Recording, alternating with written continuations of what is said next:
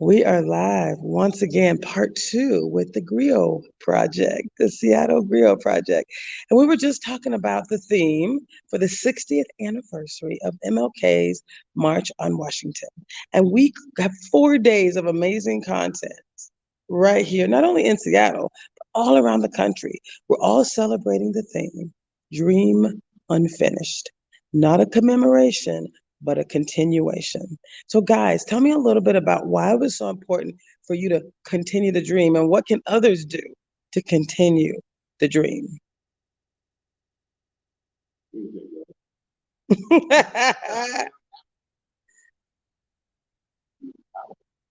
Look, to certain extent, continue the dream, you have to educate our youth.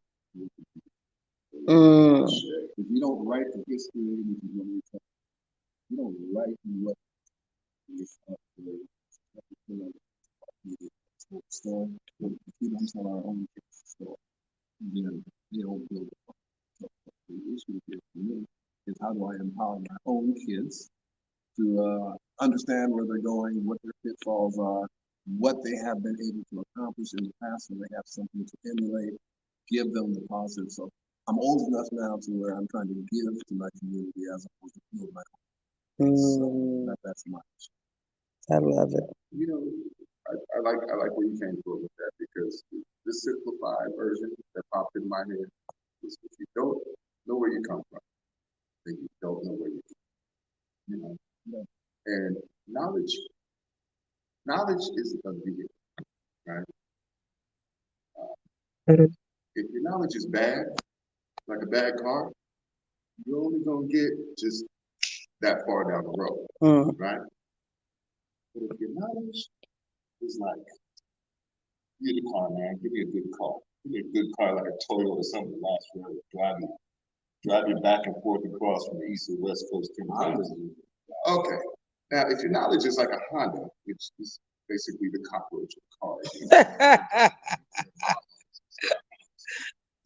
if you have something like that, then you stand a much better chance of getting further down the road now. Lord knows what's down that road. 10, 20, 30, 40 miles, 40 miles. Right? But for us, when it comes to telling stories, the griot was sort of the person in charge of the oral history. Most of us can study history. If you go back far enough, people weren't really telling. And they were telling it in such detail and such great stories that as kids grew up, right? That became kind of the fabric of the kept them together, tribes, communities, nations. And that lineage, that job that the strong, brother just said, he's at a point to where it's like, man, my only job is to pass on that information in a wholesome way, in a way that people can absorb it. It's the difference between eating a hamburger and a salad. One is definitely going to be more good for you or more nutritious for you than the other, right? With some of the stuff that we were able to capture today, and some of the things that my organization, right? We have what we call HTH, holistic transformative healing, right? Or basically healing the healers. We had an event that Roger and I did a couple of weeks ago, and one of the things that was really important for us in capturing the different modalities and the speakers and the different goings on is that we want to make sure that when we show people what we do as a community, we don't just show them in this superficial, sort of sensationalized way. Yes, I love show it. to them in a way to where the story is being told, where they can feel how these things that we create who you are, and willingness to talk. The issue here for the Griot Project is the mental block. It's not I'm trying to a serious professional. I love that. I love it. Guys, I'm going to ask each of you to start a sentence. because we're leading a Better Together empowerment series. So start your next sentence with the words, it's better together because. Why is it better that we do this work together?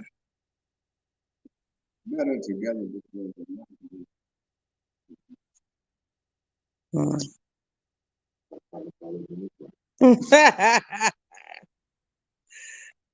better together because Yes. it's Yes. how we started. Mm-hmm. It's how we need to be. Mm. It's better together because Mm. Come on now. I love it. We were also talking about living powerfully, the concept of living powerfully. The man himself just walked in. Do you want to do a pop in? Or you want to wait? Okay. Well, I think we got Eddie Rye who just walked in. I'm gonna go ahead and have you walk in on the stage. Have one of these youngsters here go ahead and put a chair right behind you. We're gonna have him sitting right behind you if that's a possibility. I love it. Moving chairs for you. That's right. So actually, we're gonna have you sit there and let him sit there. There you go. So y'all, we are celebrating a visionary. Can you bring another chair in, sir? Can you bring another chair in, handsome? Can you bring one more chair? We're gonna have Miss Harriet bring herself on up there too. We might as well capture the moment. Hey, unless y'all want it to end. You good? You good? We're gonna just go ahead and flow with it, Miss Harriet. Come on, we're gonna catch you later as well. But we want to just capture a little bit of, there's something so synergistic when we're talking about the same topics and we're doing together. Oh, I love the shirt. Y'all look at this. Let me just show you how this gentleman. Let me show you this gentleman helping this lovely lady up on stage. Let me just back it up. Yes. There you go.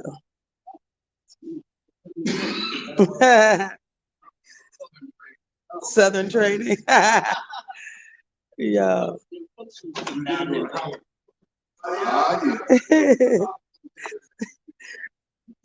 Oh, I love this. So we were interviewing the interviewers. We were talking to the Griot Project about why they do what they do and why is it so important, Eddie? You brought all this together. So can you tell us who you are and why is it so important? What is this theme? First of all, we'll start with the theme. What is the theme? Dream unfinished. Real quick, what does that mean to you? First of all,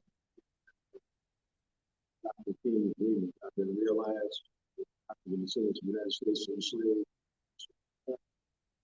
That's what it means. And continuation, not commemoration. We have to continue to struggle for our rights. The Supreme Court and the Supreme Court Justice Thomas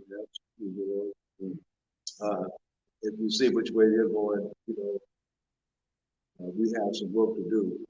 And like Pastor Kerry Anderson said, every time we get quiet, we lose ground. And we've been way too quiet.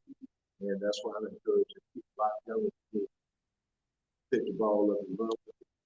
And good things happen this weekend because tomorrow morning on Saturday, the 26th of August, 2023, there's going to be a youth opportunity fair for Northwest African Americans.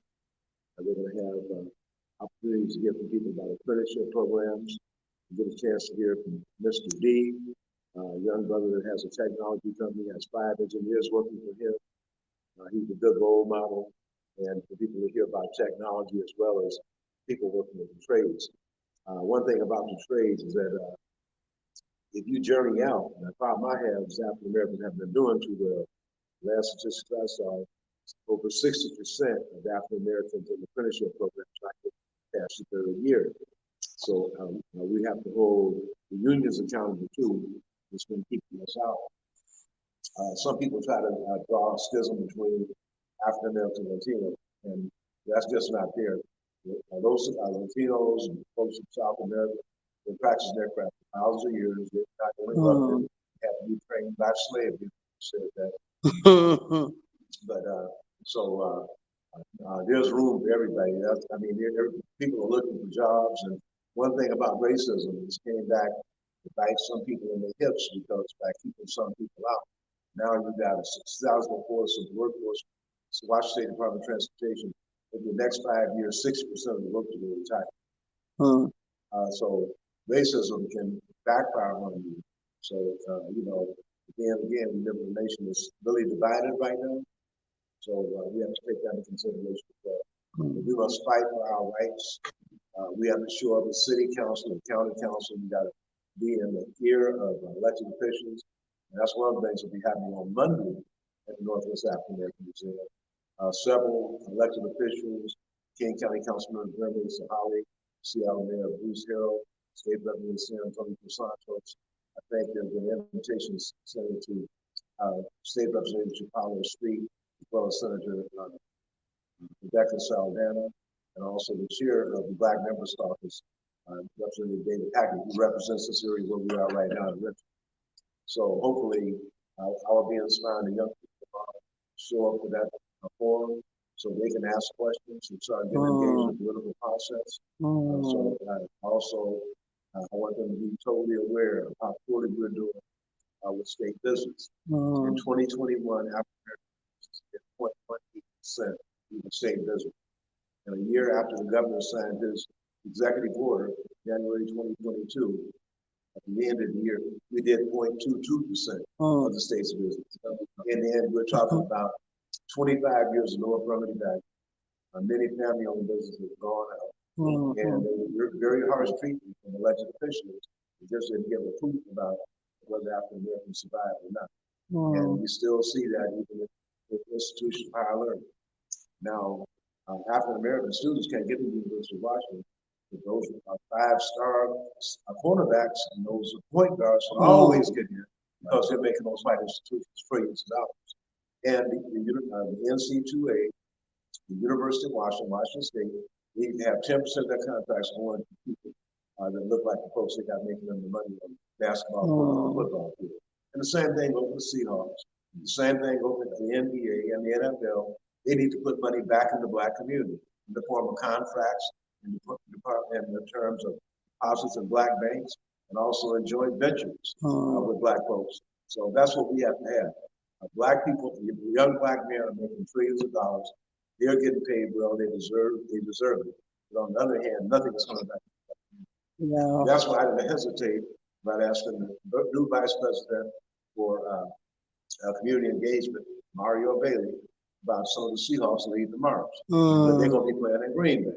But the thing is that once we get those college athletes and pro athletes engaged again, being taking a high-profile leadership position, even if we got media now, you don't have to wait for come to Martin Luther King Memorial Baptist. You can get on your media right now and say that Black people deserve our rights, and that's what you support. And tell people, the young people, get busy.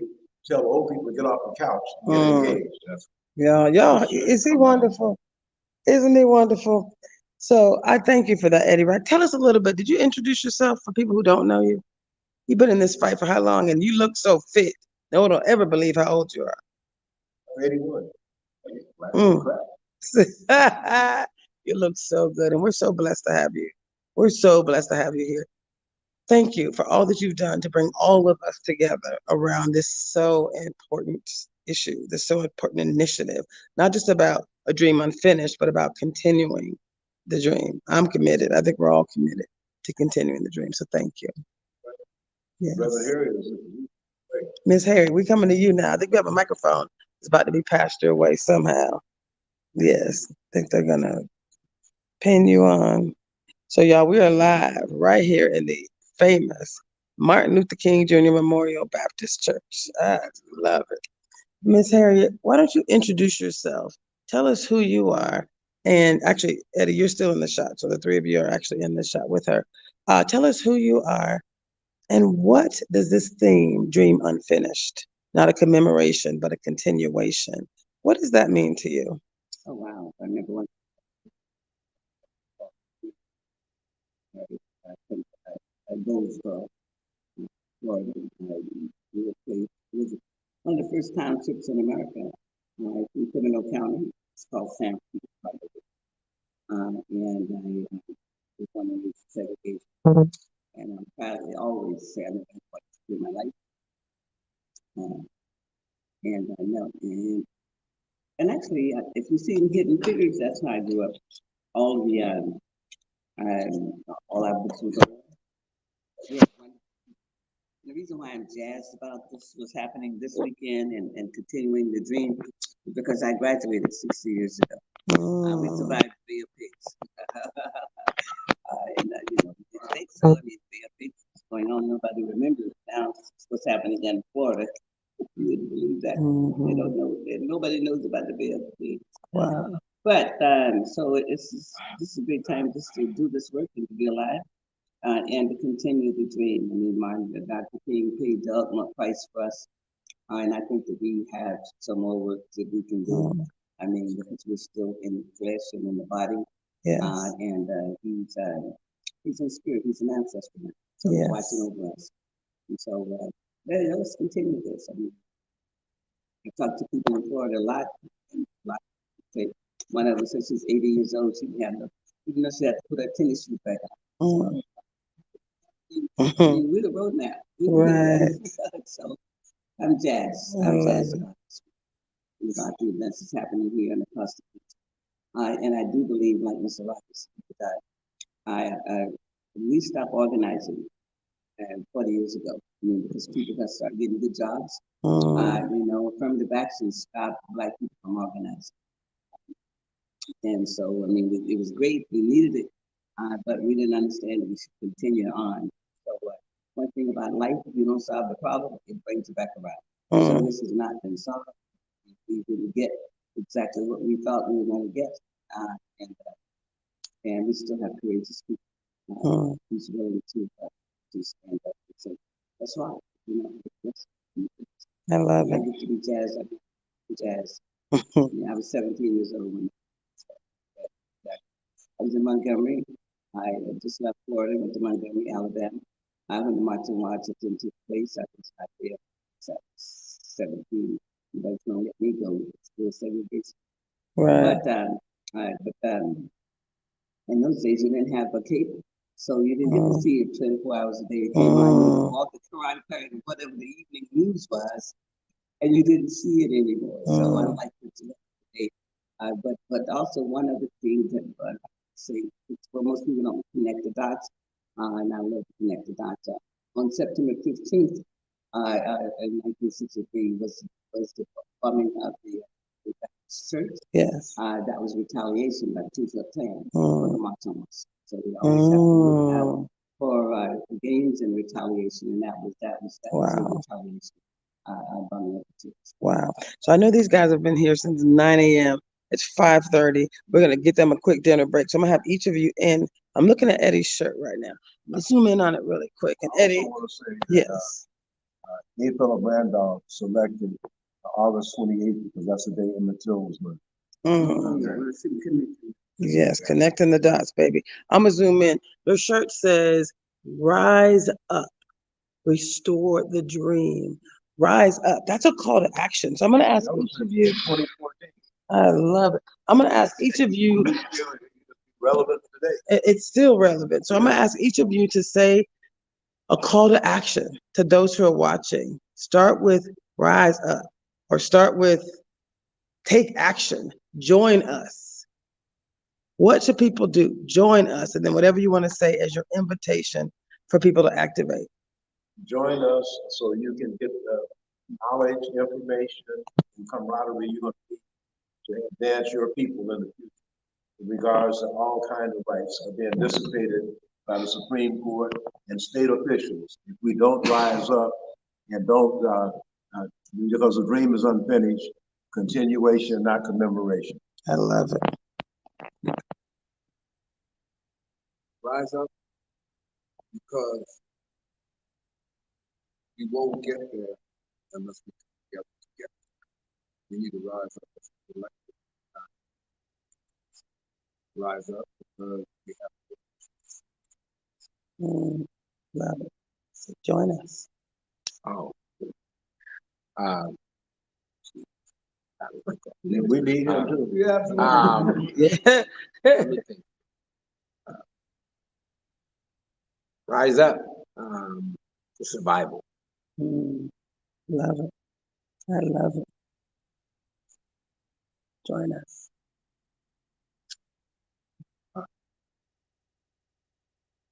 Join us in the preservation of that which is precious. All right. Ms. Walden. Rise up and now say that what Marcus Garvey says, up your mighty race to accomplish what you can. Yeah, this is our people. More to come. We are at the Martin Luther King Jr. Memorial Baptist Church tonight. You have tell us about tonight, Mr. Rye. Well, the same sister right here is one of my figures in Museum tonight. It's a priest here, and Reverend Dr. Linda Smith, who is the shepherd of this house, has been really the coordinator of bringing the clergy together for this event this evening, which is very important because we know that Reverend McKinney used to say, Eddie, deal with the clergy because they have a captive audience. See? Hopefully, the word will be spread to every pulpit in Martin Luther King County. I love it. Thank you so much. Thank y'all. This is beautiful. More to come.